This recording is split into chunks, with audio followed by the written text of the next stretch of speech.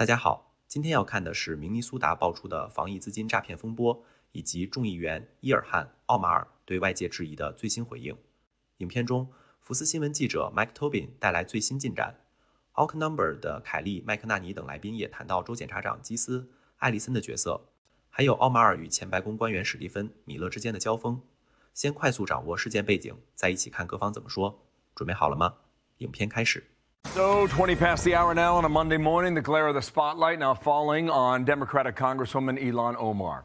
Questions popping up about what she knew and when about a massive COVID fraud scheme in her district. Talking billions, could be billions, at least $1 billion, could go higher. Mike Tobin's got more on that now. Mike, good morning to you. What do you have? Well, good morning, Bill. And as you mentioned, Minnesota Democratic Congresswoman Ilhan Omar has been in the crosshairs. She made the statement that there were insufficient guardrails to defrauded programs like Feed the Future. Speaking on Face the Nation, she defended against the fact that all but a handful of the suspects and convicts in this case are from Minnesota's Somali community. This also has an impact on Somalis because we are also taxpayers in Minnesota. We also could have benefited from the program and the money that was stolen. And so it's been really frustrating for people to not acknowledge the fact that we're also, as Minnesotans, as taxpayers, really upset and angry about the fraud that has occurred. Analysts with whom we have been speaking say it's unlikely Omar would not have some exposure to the corruption. She introduced a legislation that created the program that was defrauded to the tune of $250 million. She also held a victory party in 2018 at a restaurant called Safari, owned by Salim Ahmed Saeed, a major player convicted in the scheme. I think all this will be investigated very thoroughly because there's really a national spotlight on Minnesota and all its problems. I mean, this is a scandal that is by far the biggest in state history. White House Deputy Chief of Staff Stephen Miller said on Friday the Somali fraud will prove to be the greatest theft of taxpayer dollars through welfare in U.S. history. And he says we have only begun to scratch the surface of how bad it is. Okay. Bill? All right, Mike. Fox weather tells me it's 10 degrees in Minneapolis where you are. Wind chill -2. But Tobin is tough because he has summited Mount Everest. Thank you, Mike. Talk soon. Thank you. Got it, pal. Dana. So let's bring in Kayleigh McEnany. She's host of Saturday in America, co-host of Outnumbered. You can find her everywhere, and we love it. Keith Ellison, who's the Attorney General, this guy, they need to look into him. This is what he said on a weekend show. Let me just say this. We all want to protect the public dollar. We want to prosecute people who engage in fraud. We are up for that.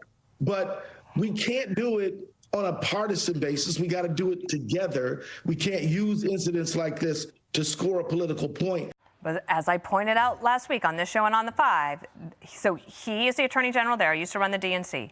He solicited political contributions from these groups that were stealing the money. And then when they were asking about these investigations into them, he said, don't worry, I'll tell them to knock it off. Right. And he could have used a little more fervor in telling them to knock it off if he ever even did so, because it didn't stop. The real scandal of all this, Dana, is when you go down that New York Times story that brought a lot of light to this issue, you find that in 2022, most of these prosecutions were underway or starting up. That was Merrick Garland. That was Joe Biden. Merrick Garland called this the country's largest pandemic relief fraud scheme.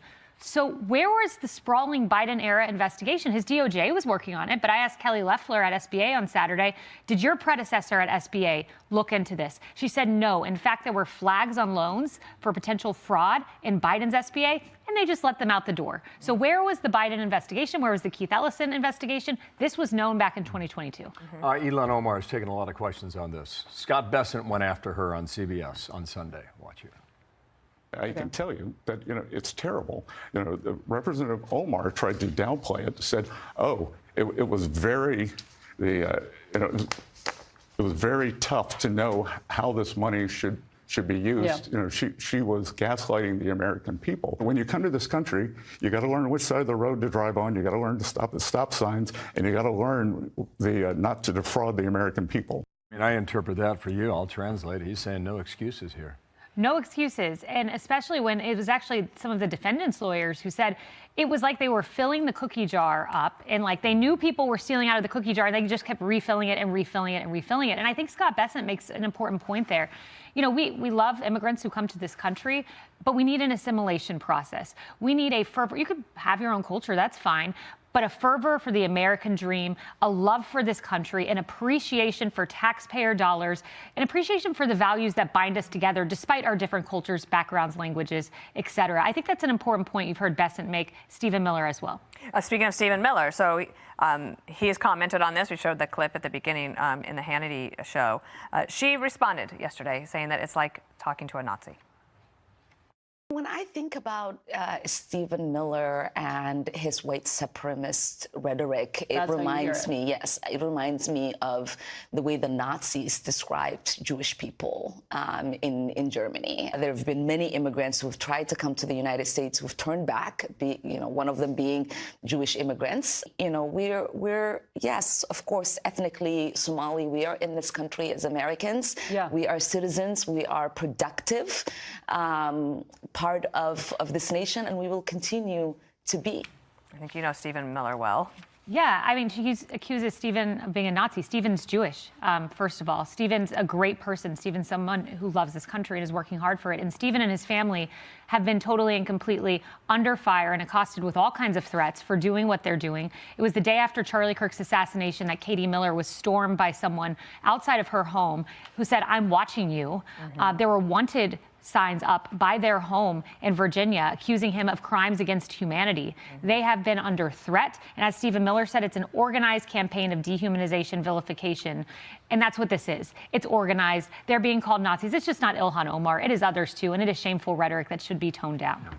Thank you, Kaylee. Nice to see you on Monday, as always. Good to be here. See you soon. See you at 12 noon Eastern Time. I'm Steve Ducey. I'm Brian Kilmeade. And I'm Ainsley Earhart. And click here to subscribe to the Fox News YouTube page to catch our hottest interviews and most compelling analysis.